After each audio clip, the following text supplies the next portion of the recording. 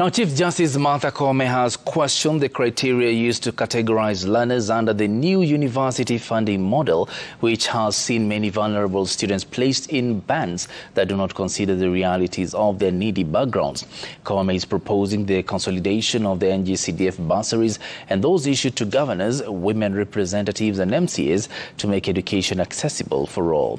Narc Kenya Party Leader Martha Karua termed the funding model oppressive and a breach of the right to access to education net for all Kenyan students. Safina Cheng Oma reports.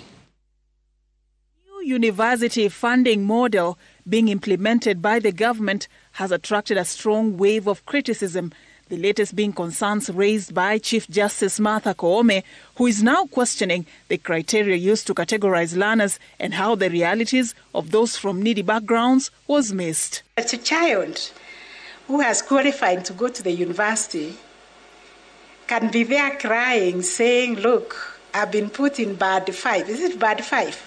When I ought to be in band 1, and therefore I cannot afford to go to the university. And when you follow, you find the person, the child of a well-to-do family, has been put in band 1. Speaking during a meeting by the National Council of Churches of Kenya, Koome called for the streamlining of bursary funds to make education accessible for all. When you follow, you also find that there is bursary fund given from the taxpayers' money. Bursaries, how are they disbursed? Why wouldn't you put them in education and make education free for all?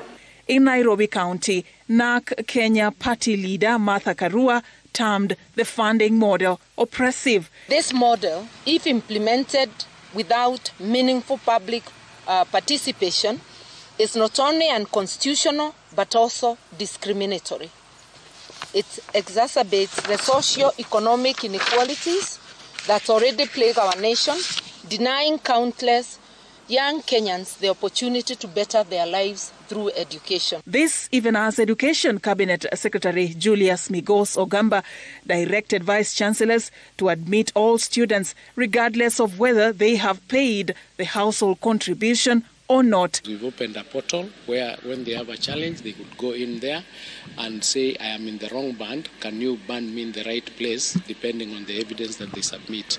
And because of that, we realized that it might delay the admission of the students to universities. So we requested the universities to admit them as we solve that problem because it has to be solved. Migos stated that the recategorization exercise based on appeals sent will be concluded within the next 2 to 3 weeks, after which funds will be released to universities. Safina Cheng Oma, Citizen